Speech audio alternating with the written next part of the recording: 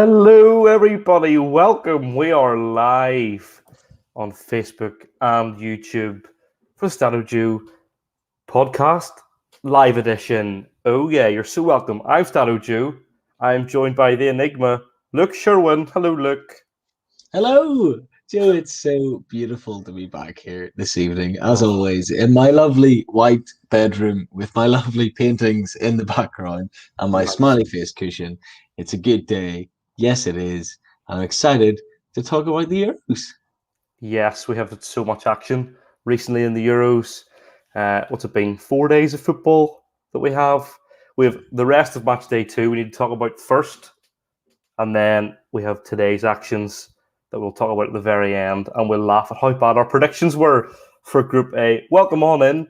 If you are here, make sure to get involved in the comments. Let us know your thoughts on the last 4 days of football. We're going to go right back to Thursday and start there and work our way through the day. So, look, start us off on Thursday. What happened on Thursday? Remind me. On Thursday, we saw the conclusion of match day 2 for Group B. We saw Denmark play against Belgium. Wow. In what turned out to be a really exciting game, Joe. Oh, so good.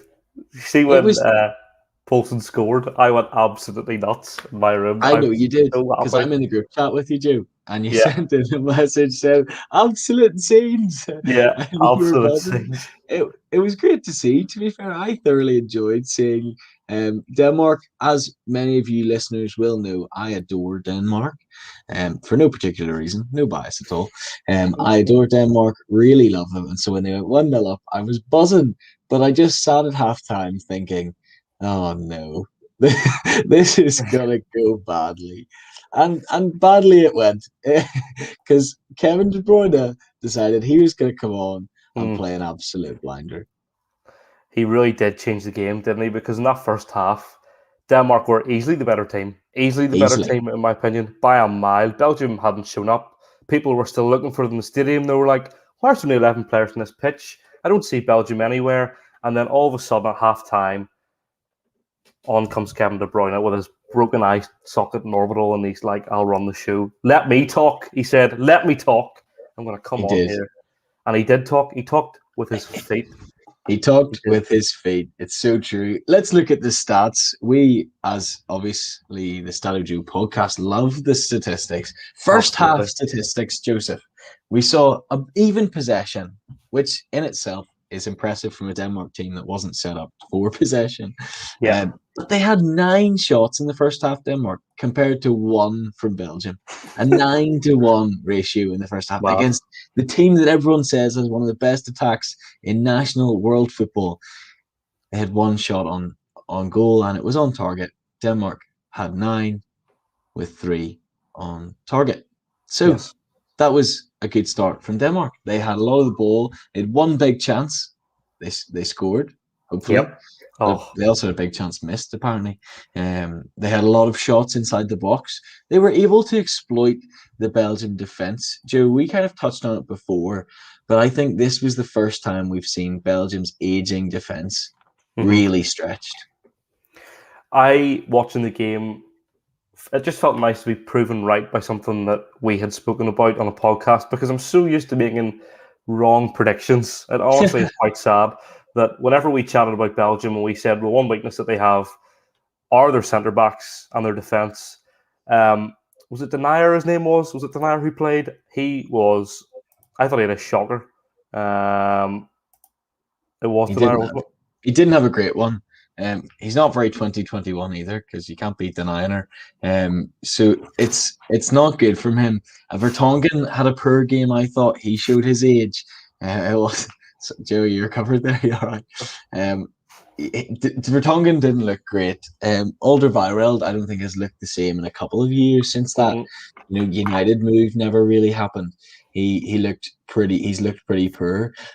Denmark effectively set up with an identical formation to Belgium to try and counteract all areas of the pitch. They even matched up by putting on a donkey and Yannick Vestergaard at the back as well to match Denier. Thought, you've got a crap defender, so do we. Happy days. That's great. So that made me sad because then in the second half, Kevin De Bruyne came on and changed the game, and Lukaku absolutely rinsed Yannick Vestergaard. Oh, the football Belgium played in that second half was unbelievable. You see the two goals. Oh, no, I put on Twitter something about if you want to study the game and you want to watch how to play football, watch back both of those goals because of the pace of the passing, even the technique for the goals, just stunning. And I think after the first goal, Denmark were a bit shell shocked because Yeah. they got run around, didn't they? They got torn apart live on international TV in front of millions of people. De Bruyne scored a cracking goal. Just some great play all around from Belgium. And that was kind of the first time in the whole competition that we've really seen Belgium at their best. In fact, Although we should point out statistically, it didn't really change an awful lot in the second half. no, it didn't. Belgium had more of the ball, 55% in the second half, but they still only had 5 shots. They only have 6 shots in the game. Is very low, but when 5 of those are on target, that's the difference when you're being clinical with your chances. Because in the second half, we saw Denmark have 12 shots, but only 2 of them going on target. That's not a great turnaround, all things considered.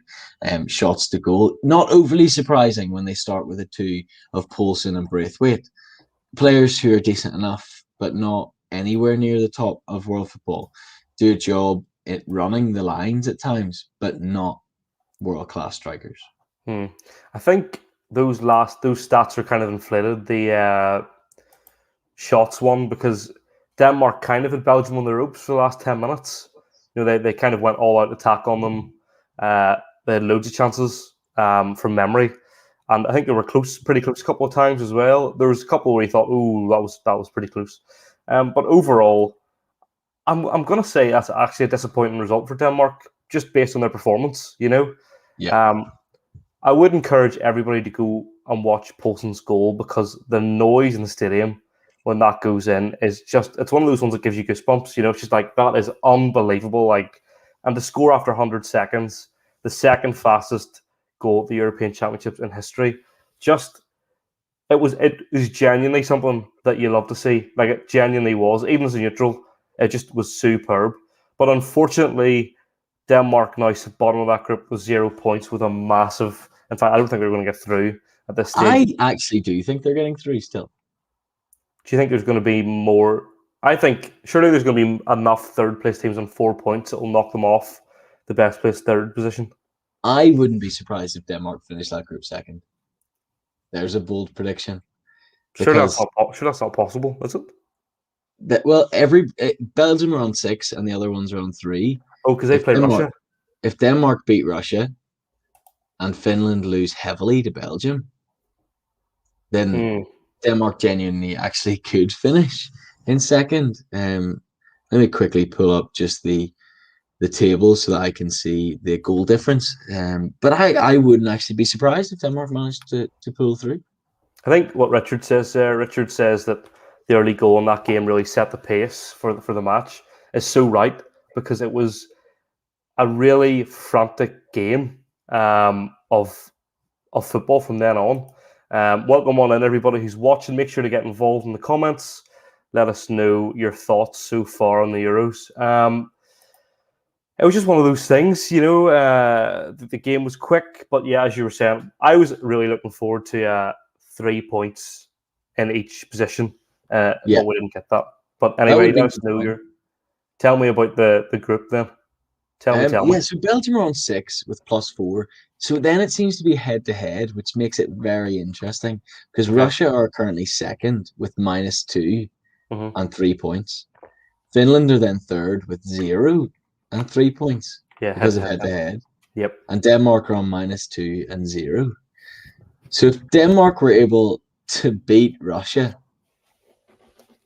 to 1-0, that would put Denmark and Russia on exactly the same, with Denmark ahead on head-to-head.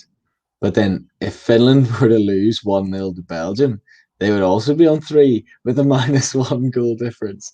It could be absolutely chaotic, and I have no idea how Mm. they would work it out. I don't know if you've got that three-way balance of who finishes top. It might just have to go to goals scored. Goal scored. It's goal scored after goal difference.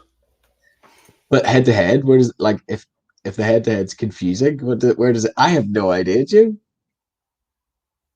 You make a valid point. I was sitting trying to work that out in my head, and you've stumped me. You've Well, if completely anyone has stumped me. any thoughts, anyone has any opinions, drop them in the comments. Let us know how they work it out.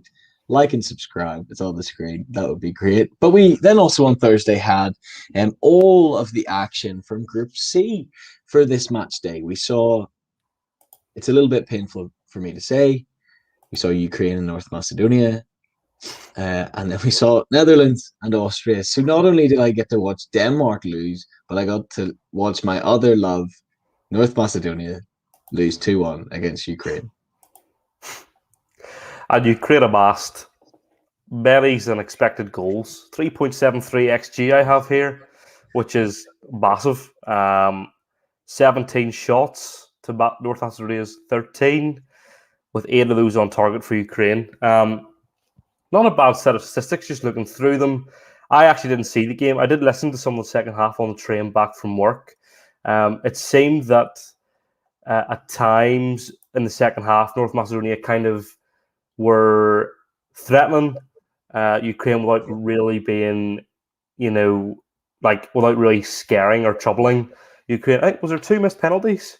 Peter Emerson, he's letting us know there. Look, he's saying if there's a 3-way tie on goal difference and goals scored, it goes to disciplinary points. But FIFA, where does head to head come into that? UEFA fair play. Well, Where does that'll be head to. If the head to head can't be resolved, then it goes to goal difference. Then it goes to goal scored. Then it goes disciplinary points. So you best not have got a yellow card. Fascinating. I'm so intrigued by that. Wow. Look at this compliment. Richard loves the shirt. You love to see it. I got told earlier I look like a farmer, but here we are. You do. Who's winning Group C, do we think? I think Look, Group C is pretty much set on Netherlands, I imagine. yeah. Netherlands also won the game. We'll get to that in a little minute. So they look like they're going to win Group C, probably. You're right, Joe. In this game, we saw 2 missed penalties. We saw, sadly, what could have been, a goal for Alioski, although did he stick in the rebound? He did. Yeah. Hey, like, the only real issue there is fantasy points, but a missed penalty from Russia, and not Russia, Ukraine. I can't get those mixed up. That's dodgy. Cut the stream. Cut the stream. All right, it was never said. It was never said. It was never said. Cut to happier times, Joe. Yeah. Oh dear. Oh dear. I'm cancelled by all the Russian governments. Oh dear indeed. Yeah. Oh, per North Macedonia. Look, they just haven't showed up, Joe. I was so hopeful for them. I really wanted the best for our North Macedonia, but they just did not show up. They were not a team that want to play football, clearly. There's a reason they had the lowest amount of goals in qualifying, level with Wales, strangely, which watching Wales these days seems so bizarre. But North Macedonia, once again, Alioski, the only real household name in the team, tried his best, didn't do that well. And Ukraine won. Come out with a victory, and now back to 0 goal difference. Ukraine in a decent enough position, because in that group we also saw the Netherlands against Austria. Did you see the Netherlands against Austria, Joe? And did you have any thoughts? I think Netherlands look decent without being exceptional. I think they play some good football. I don't think the game on Thursday was great. It wasn't a thriller. There's Carl said that Luke's picking on the small teams. No, Carl, don't do this to me, because in our predictions video, I backed North Macedonia to make it the whole way to the final. Okay, so you can't come at me, Carl, saying that I don't like them, because I wanted them to get the final against Denmark. I can confirm that Luke did say that it was going to be a Denmark North Macedonia final. So if anything, Luke absolutely loves the smaller teams, and he's a Stoke fan as well. He is a Stoke fan as well, so he loves the small teams through and through. Netherlands, Austria, 2-0 win for the Netherlands. Again, solid enough, not outstanding, but still Netherlands look quite threatening on the attack, I think. Just looking at their XG there, they managed over 3 as well, which is very good. Again, the Scottish village of Dumfries got in another goal. Hope you had I had him in his. I wish I had him in my fantasy team. I've had a nightmare of the fantasy, but we'll get into that later on. Yes, it was okay. Look, to be honest, I didn't think it was a great game, but a win in front of their home fans again. Netherlands march on through the last 16 with 6 points. They look an okay team. They don't blow me away. They don't come across as a team. All right, Carl, no need. That's a bit harsh. Stoker, my club. Okay. Netherlands don't blow me away. They don't play great football. They play okay football, but always look a little bit dodgy at the back. De Ligt is a big improvement in the defensive line. Very helpful to have alongside the Fridge and Dilly Blind. They're good players. I like them. Stecklenburg in nets is shocking. Like, why said is that last week as well. still playing? Like, I will say it every week. Why is Martin Stecklenburg playing in the European Championships? This is a joke. But the midfield is quite exciting. I don't know how Patrick van Aanholt is playing for the Netherlands. Like, he's good. I like him. But, he's not Jordi Alba. He's not even David Alba, who's on the other team. Do you know? Like, I just don't get that. I think I'm sad for him. Dumfries has played well. He looks like he has potential to go far. Wouldn't be surprised to see somebody snap him up, almost similar to how the Fridge got snapped up after the World Cup last time. Up a Blades in the comments there. We love to see it. Not really related to the Potters, but it's fine. Small team. Yeah, small teams. But yeah, Depay got a goal, but didn't really look like scoring from open play that much. Nope, he didn't. I thought I was going to say that as well. His goal came from a penalty, but didn't really look too advanced at open play. But then he signed with Barcelona during the week, so who's laughing? He is probably, while we're sitting here on our laptops talking about football. So I think Depay is better off than we are right at this moment in time. I don't think so, Joe. I don't think so. Who's more joyous? Me. Yeah, us. True. So we, in that group, who was it who asked earlier? Was it Richard asked earlier about Group C? I think it's really, if Netherlands don't win that group, because they're playing North Macedonia next, they're bound to win the group. And then it'll be interesting to see what happens between Ukraine and Austria, because whoever gets the points there will go through in second place, or a draw. I don't know what happens in a draw, but that'll be interesting to see. Then where do we move on to? Is it Group D next? We move on to Group D. Nice. And that was a bore fest on Friday night. Oh man, that was shocking. England against Scotland, 0-0. What on earth? Like, that was just, it was poor football all around from England. Scotland did well, held their ground, did what they probably went into the game to try and do, was prevent England from scoring. Gareth Southgate currently has England set up as a team that can defend, but can't do anything else. How can so many people see that you should take off Raheem Sterling and bring on Jack Grealish? Or if you're going to do it, bring off Foden and Sterling and bring on Sancho and Grealish. I was like, how can everybody I've seen online, I know that's not everybody, because that's, Twitter isn't an accurate representation of everybody, but most people I know, when we look at that England team, you're going very defensive when you're playing against Scotland. Yeah, very defensive. You're playing your back four, and also Calvin Phillips, and he else is in there in the midfield with him.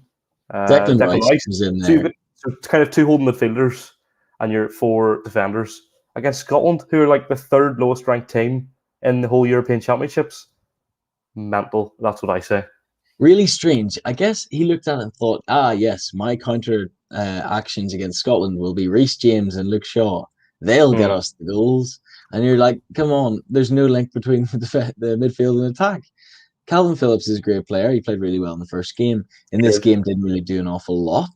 Because you're not playing against a world-class midfield like you are when Luka Modric is playing against you and Kovacic is playing against you.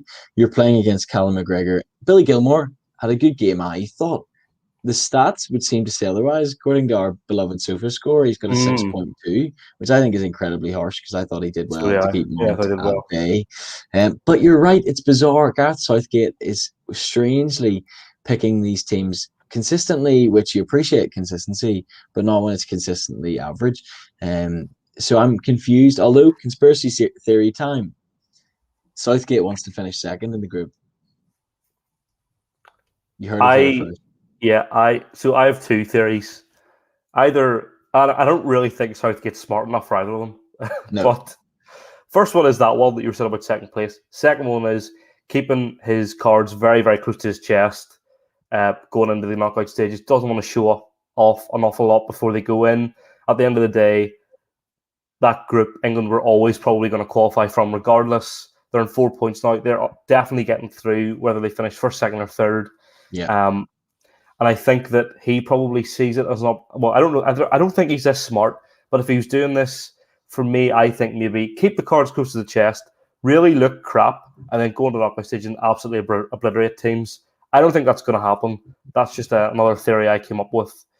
For me, I can't understand for the life of me why he started Sterling both games and why neither Grealish nor Sancho started either the first game or the second game. For me, that's nuts. There's Mikey saying, wouldn't surprise me if that's the mindset. That's about what we were saying about finishing second in the group.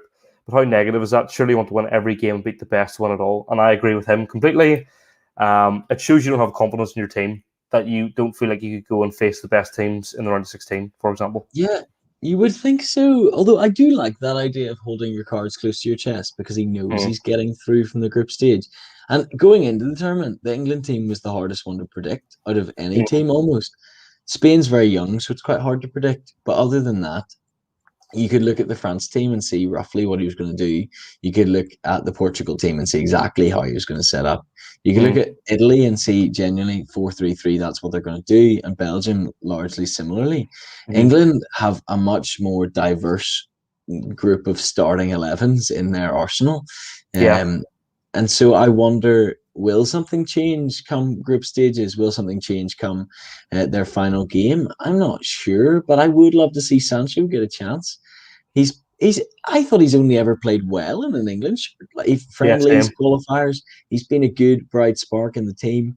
I would love to see Grealish play alongside him. Would love to see those two alongside Kane because they're two players who'll try and get the ball to Kane and try and get the ball moving forward. I would quite like to see Foden almost play instead of Mount as well, just behind Kane, because I think Foden has a really good chance to link up with Kane. I'd also quite like to see a change in midfield for the game against Czech Republic.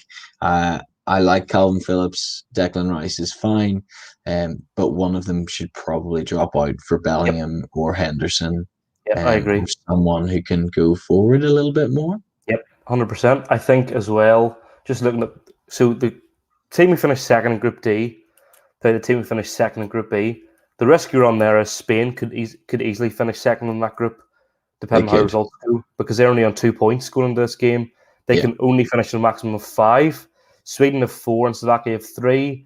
Spain play Slovakia, right? Don't they? So beating If that them would game's take a into draw, 5. if Yeah, that game's a Spain are draw, out, England could potentially play Slovakia. which England, would be if they finish would be second, they could play Slovakia in the next round, and yep. that would be much nicer than potentially playing France, Germany, or Portugal. Yep. But I think I agree with Mikey. Like you shouldn't go in and try and play for second place. Like you should. That's far too risky.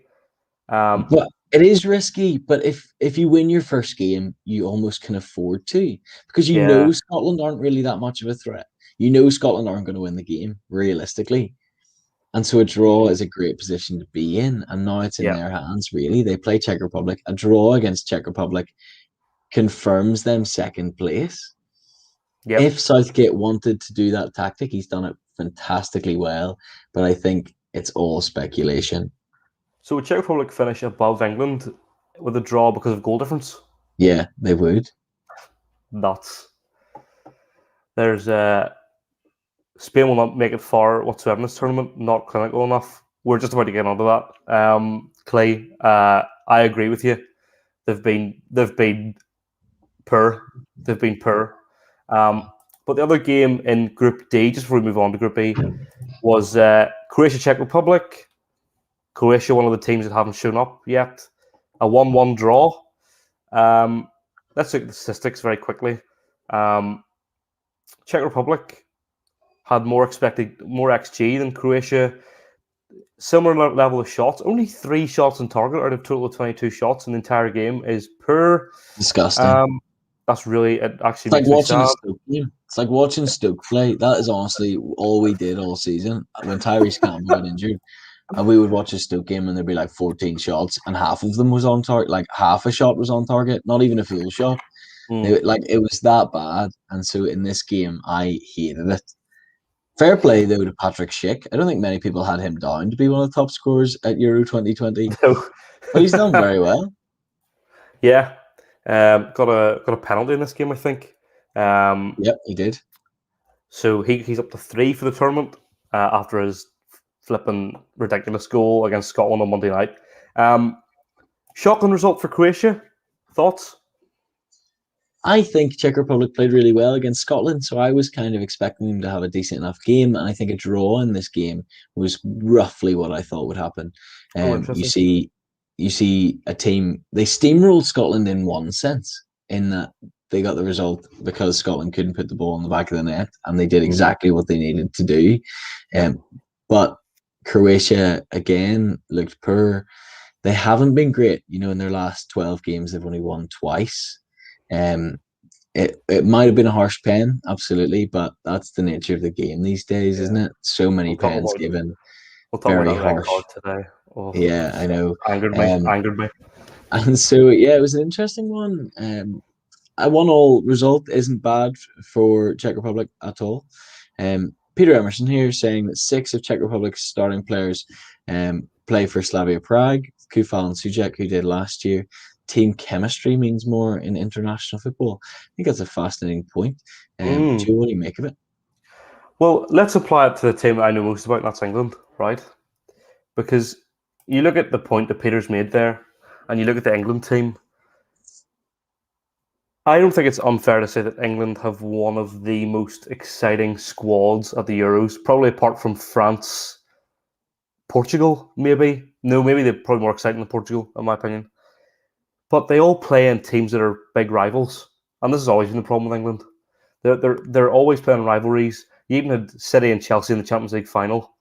I do think that plays a factor. Yes, they're all mates. They all get on and all that kind of thing. But when you're used to actually playing with your teammates, like the Czech Republic are, with 6 of them playing for Slavia Prague, and you're used to people's rhythm, how they play football, what their thought process is, you very quickly get used to how people play. I even knew, playing junior football for so long, you got used to the team that you played with, and that's at like the lowest of low levels.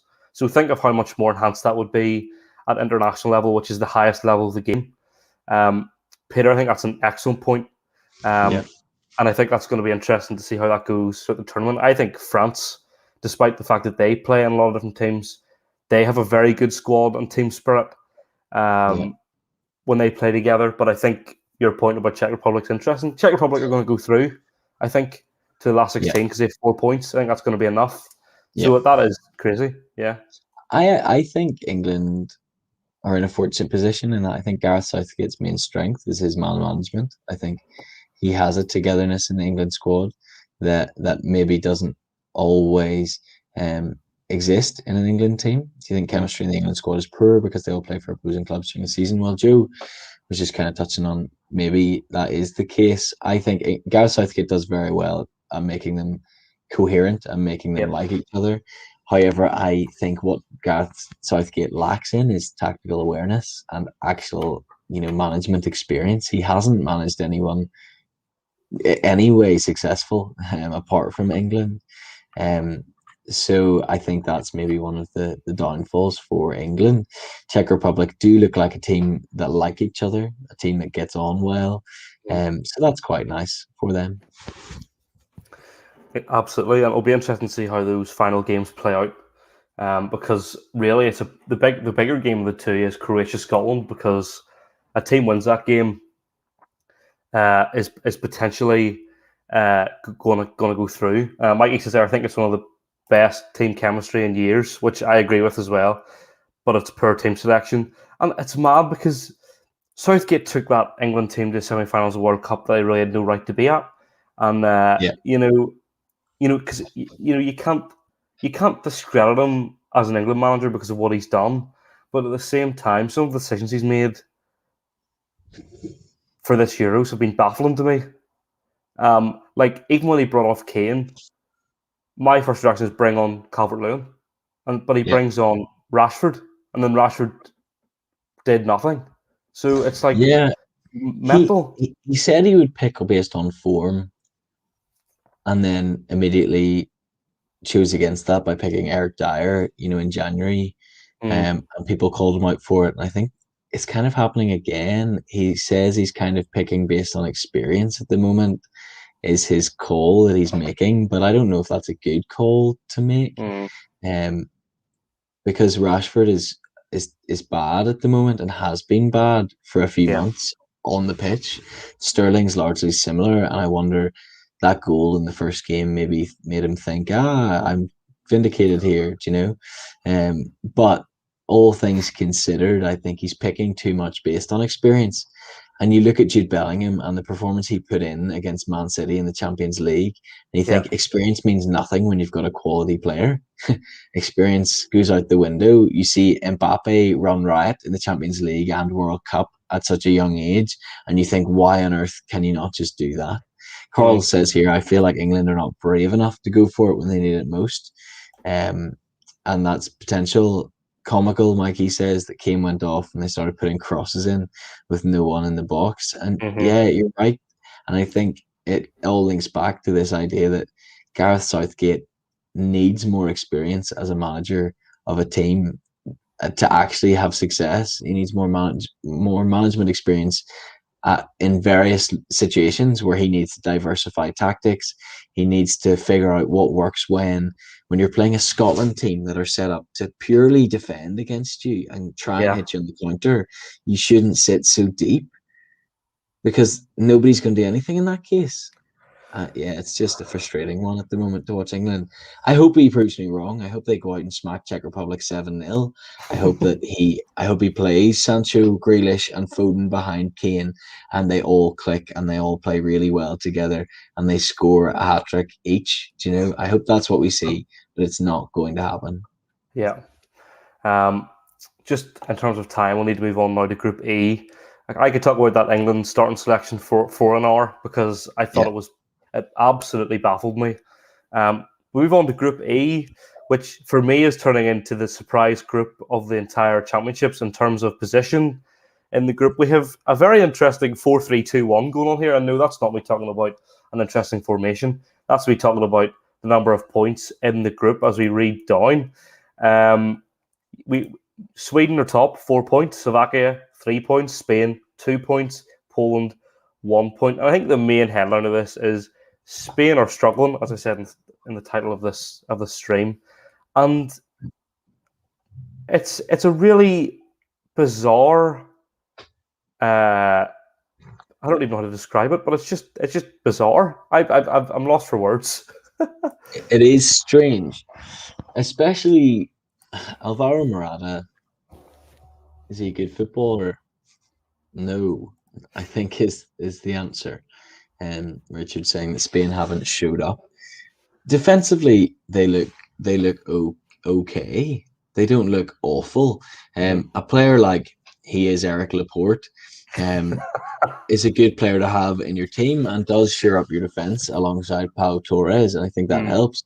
Jordi Alba is good. Marcos Llorente is good. Again, Simon playing in nets is a strange decision not to play De Gea, but hopefully based on form. Um, Spain just love keeping the ball and doing absolutely nothing with it. So Mikey was asking there, was it 75% possession? I can confirm it was 77%, which means that in their first two games in the group, Spain have averaged 81% possession of the ball, right? So over 180 minutes of football that they've played, they've had the ball. They just haven't had the ball for 36 minutes of that. The rest of it, they have had the ball, It which is is baffling. insane. They've played Insane. 2 games and had only 300 passes against them, like Yeah. across 180 minutes. That Yeah. is so bizarre, obscene, as Mikey says. They again set up quite 1,500. defensively. 1,500 Sorry, passes in 2 games. 1,500 nuts, passes in 2 games. nuts. 5 times the amount of their opponents. Spain are Yeah. holding the ball. They're playing Luis Enrique football, but their issue really is they don't have Lionel Messi, because that's when Luis Enrique football worked. Well, not even just Messi, MSN.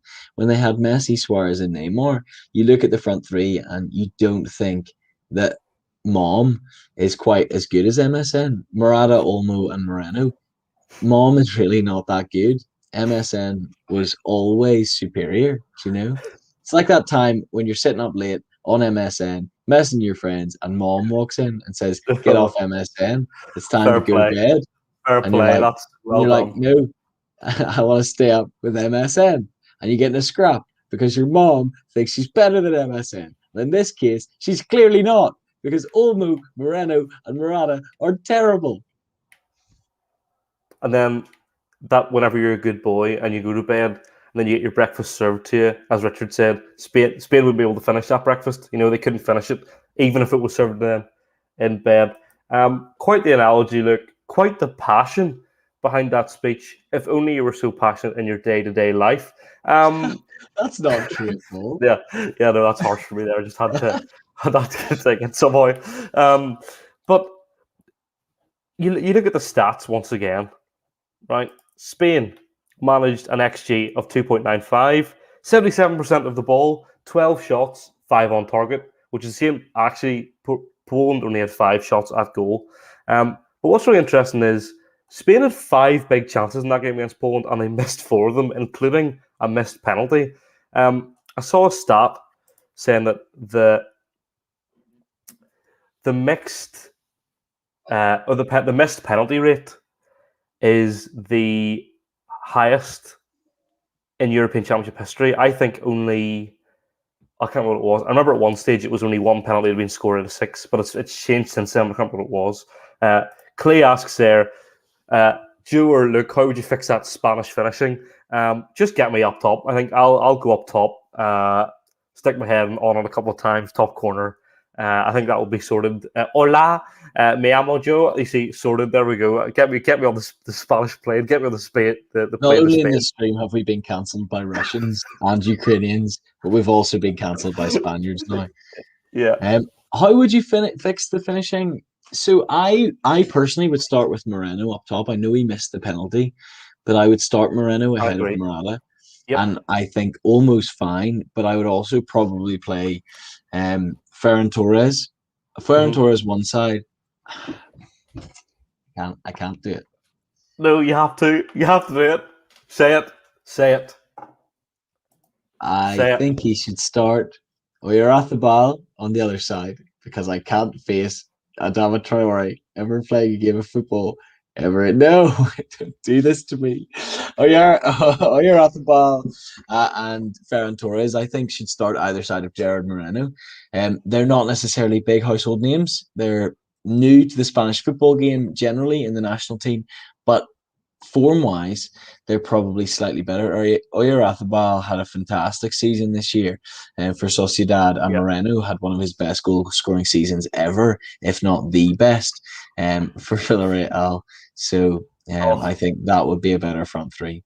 Carl swooping in hot here with a great take. Said even Joe Linton could finish some of those. Now, Carl, Joe Linton is one of the greatest football players to ever grace planet Earth. And I think you're correct. You say even, I think that's harsh. I think Joe Linton is one of the best. Now, why do I get slated for being a Stoke fan, but we're happy to all praise Joe Linton over here? What a guy. Richard, I think Spain should bring back all the players from 5 years ago and they'd wipe the floor. Interesting take. I think they'd still lose to a few of the teams in there, but they'd certainly do a lot better than they're doing right now. Would I think they? that's Would they fair. though? Would they? I don't think so. They're all old. No, but just bring them back, like teleport them from as they were 5 years ago. Great. Wipe the floor. Yeah, Wipe the floor. because that's how this works. But yeah, Yeah. I think also a change in midfield is probably needed. I don't think Rodri and Koke work together. They work for defense, yeah, absolutely. But neither of them is overly keen on heading the ball anyway. So you could probably play with one of them. So you maybe just play Rodri and Pedri alongside maybe Thiago, and you bring some excitement into that team with Pedri and Thiago, and then you have Ferran Torres, who's good. You have Dani Olmo or Oyarzabal, and you have Moreno up top. I think genuinely would work slightly better. Joe, I don't know why you and I don't just take the England and Spain jobs, because clearly we know what to do. It would obviously work. Yep. Hashtag hire the Enigma Luke Sherwin. Get it trending on Twitter, guys. Um, The other game in that group, Joe, also brought about some interesting thoughts, because obviously Slovakia had a win going into the game. They had beaten Poland, which was surprising. A good result that they ground out with a red card. Sweden played well enough against Spain in holding their own. Didn't really offer too much going forward, but they managed to come away with a win in this game, did Sweden, with a 1-0 victory, thanks to a penalty. Yay! I listened to the second half on Five Live. Other radio stations are available, and they kept just talking about how boring it was. Which obviously, as a listener, I was delighted with to hear them constantly moaning about how boring the game was and how they really hoped it wouldn't be 0-0 and how at this stage we will take a penalty 1-0 win. They were that bored, which to Yeah, me is not a good advertising for the game. Not that sad I missed it. I was just looking through some of the numbers that we got from that game. Fairly even all round. 22 shots in the game, 12 of them went to Sweden, 4 shots on target. Slovakia had 10 shots, none of which were on target, which means none of their shots would have gone in, so wouldn't have even scored. Um, wow, is that what that means, Joe? yes, That big was chances. shocking. Sweden had 3. The only one they didn't miss was their penalty, because that's a big chance. 70% uh, conversion rate usually with penalties. But apart from that, I don't see anything really special in the numbers. But it's interesting because Sweden are unbeaten in that group, which is mad when you think about it. They've Yeah. played Spain, they got the draw, and then they beat. I've just seen a comment. Are you getting absolutely slagged off? Carl says there the Enigma couldn't manage a pasty supper. To be fair, I wouldn't want to manage a passy supper. Pasties are flipping disgusting. Um, but it does leave the group in a really interesting position, and because Sweden have already played Spain, they go into that Poland game with a bit of confidence, I think, because Poland Yeah. really aren't that great, right? They lost to Slovakia. Lewandowski can't carry them. It's not like he's on the wing, to create something. You just lump it up to what Lewandowski, see what he can do. For me, I think Sweden could get a draw to that game, and if Sweden get the draw, I think potentially they win the group. Just trying to think if unless Spain's goal difference improves, because Sweden only have a goal difference of +1. So that'll be interesting to see if Spain can get a win over Slovakia. That'll be interesting to see how that goes. How do you One think of that's my going to play least, out? one of my least favorite things that happened this week was Poland just trolling Jude Bellingham by bringing on a younger player to become the youngest ever player in the European Championships. Because, Kasper Kozlowski, who plays for Pogoń in the Polish league, Yeah, like, he doesn't deserve to have that record. He's not going to go on to have a career like Jude Bellingham. I hate that. Not a fan. well, it's okay. Don't cry about it. It's fine. No, Um, terrible. Terrible from Poland. 0 out of 10. Not but impressed. he did play 40 minutes. It's not like he only came on the 93rd minute to get that record. At least he actually played. You know. To be Um, fair, he did get one goal and an assist in his last 6 games for Pogoń. So, he's a what a cracking player! player. What a player! And then finally, the big news from yesterday: Group F is wide open because Germany destroyed Portugal by only scoring 2 of their own goals, and France and Hungary drew 1-1, and a shocking result really for France. Um, it's the reason why I was initially hesitant to put Hungary bottom, because I thought they might steal a result. Obviously, that's not going to be enough. I think they will still finish bottom, but yeah, there's Clay's on your back. I believe in you, Luke. Stoke Premier League Champions 2024. He clearly knows your Football Manager saves. Look, he clearly knows how good you are at Football Manager. Thanks, Clay. Thanks, Clay. But that Group F is wide open at the minute because the points as they stand at the minute, France are top of the group, 4 points. Germany are second with 3 points. Portugal are third because of head-to-head, also on 3 points. Hungary are bottom with 1. And we go into the final games where France play Portugal and Germany play Hungary. So I personally would say advantage Germany going into that final game. Who saw this coming? Who saw this coming? But before I chat anything else about any of these games, avid listener Andy Coleman, also housemate of myself, we give a moment of silence, please, because he captained Lucas Hernandez, who didn't even play the game.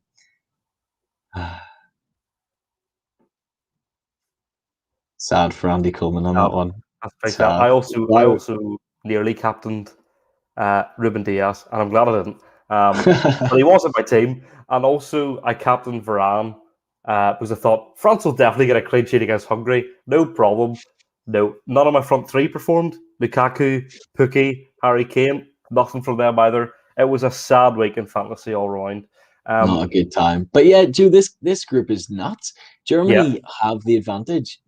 I backed them to beat Hungary, having watched them the other day. They looked like a team that could actually score goals against a Portuguese team who we speculated in our last podcast doesn't actually have that good a defence because Nelson Semedo plays in it. You really do have a problem with Wolves players, don't you? You really do have a... I don't. It's not Wolves. Do you know what it is? It's with Adama Traore and Nelson Semedo. Oh, dear. Those two both are played for Barca, and obviously I have a big love for Barcelona, and I've watched a lot of football, and so I've seen that both of them are just crap. Like, they both are really bad footballers. Nelson Semedo, terrible. Defensively, Portugal all over the place. And Germany ran riot, especially in the second half. In the first half, I thought, Portugal did well enough at the start, but then, well, not even the first half. From 30 minutes onwards, really, Germany kind of kicked into second gear and got going. Mm-hmm. I was working, so I missed the first half, and I got in, and my housemate Sam, whose dad is German, so Sam's a big Germany supporter. He was watching the game, and I was saying to him 2-1, and he went, "Yeah, Portugal have scored all 3 goals." I was like, "What?" He was like, "Yeah, there's been 2 own goals." I was like, "No way, no, surely not." But watching the own goals, it was like Germany would have scored anyway. So it wasn't like, it was fluke own goals. It was good play from Germany. I think the own goals make it seem like they got away, like they got lucky, but in reality, they weren't. They played some very, very good football. Portuguese defending in the second half, in particular, for the 2 goals that I saw for Germany's third and fourth, was brutal. How do you say his name? Is it Gosens? Gosens? I don't know, Gosens.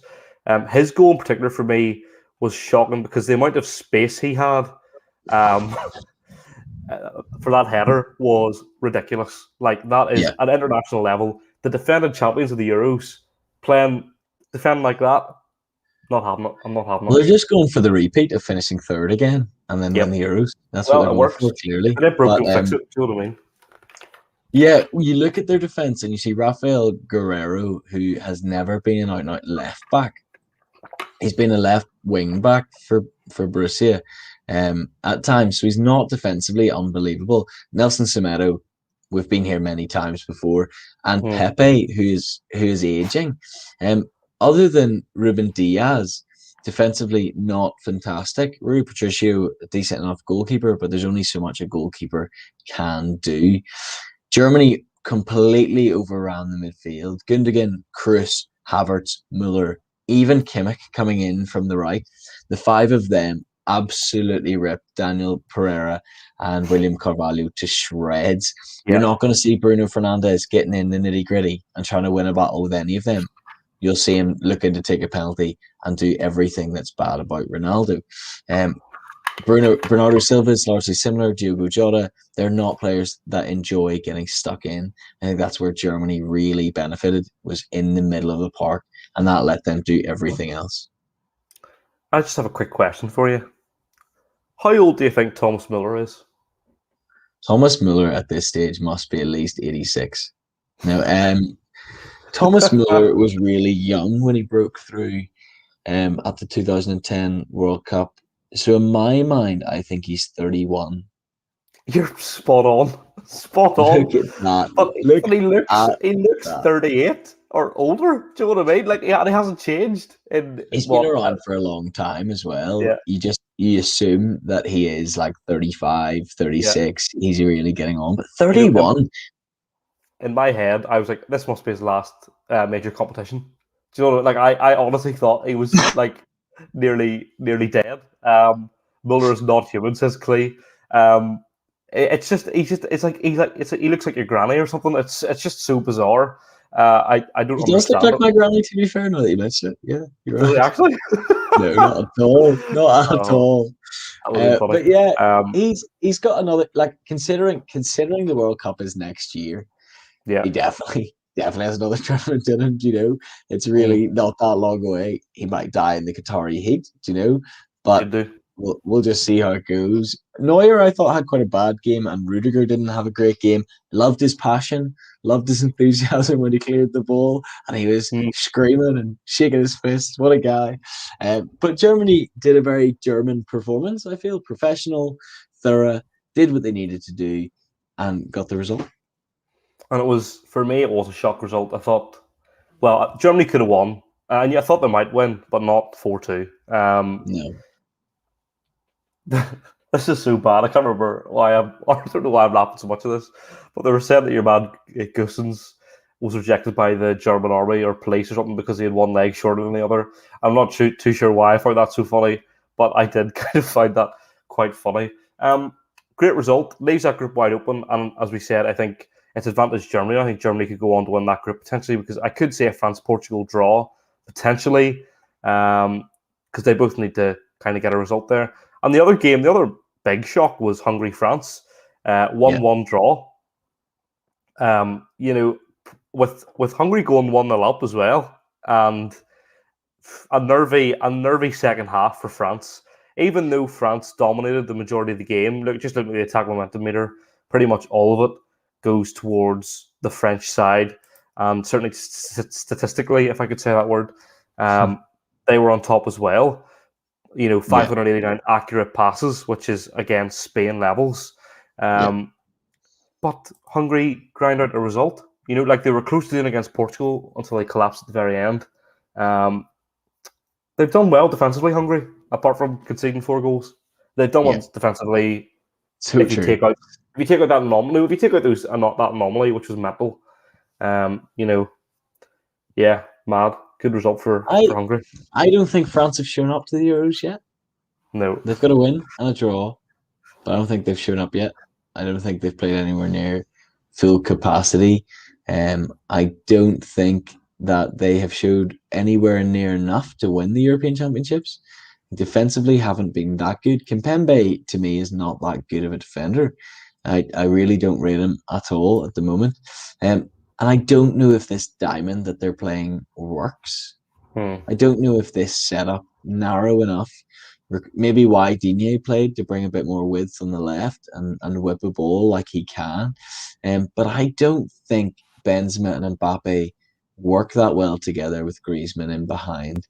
It is a strange thing. I think we saw that in the second half because Dembele came on to change things up. So you had Pogba and Kante sitting in the middle, and you had Mbappe and you had Dembele Hmm. going at it from either side. Yep. Slightly more out and out wingers in that case, and I think um, Deschamps maybe panicked a little bit with that and figured out, oh, actually, this Hungary team can quite comfortably stop us in the middle of the park. Richard's coming there with a France weren't hungry enough for a goal. Hungry enough? Get it? Because they played Hungary. Carl says, does anybody want to talk about the Yuri Natter chance that could have finished France yesterday? I think Hungary really didn't do a lot. They did have a couple of chances. Carl, and you're right. They could have finished the game off at 2-0. Could have finished France. Joe, I can't believe you've just been done by that. What?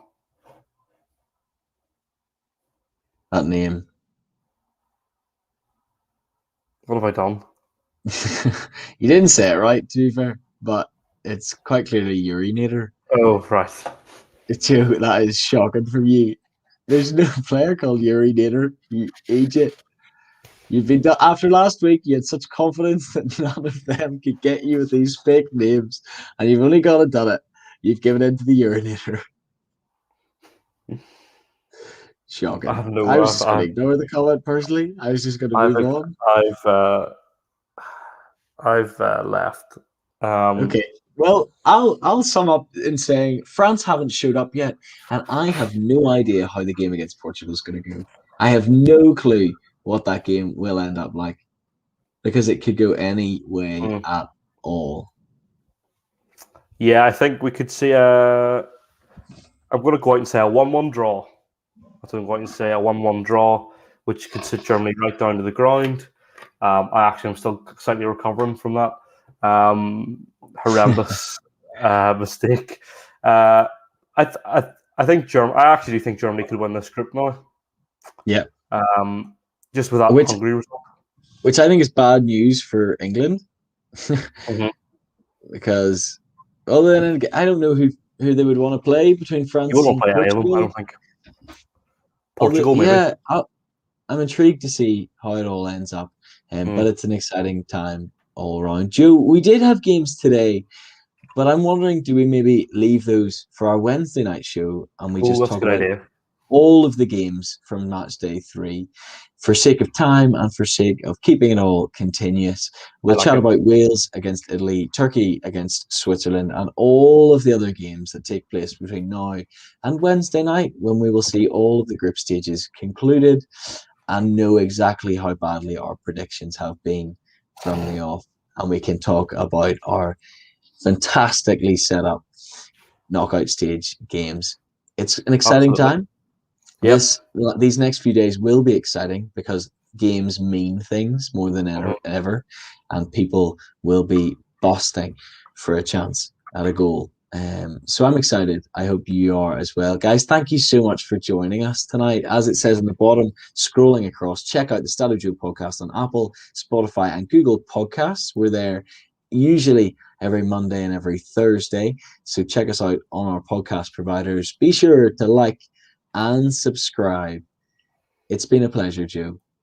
It's been great. I'm still sad about being caught out there by Carl. Carl, we need to have words, sir. Yeah, it's been a real pleasure, guys. We both love the Euros. We hope you do too. Wednesday night, 10 p.m, live on Facebook and YouTube. Be there or be square. Good night, everybody.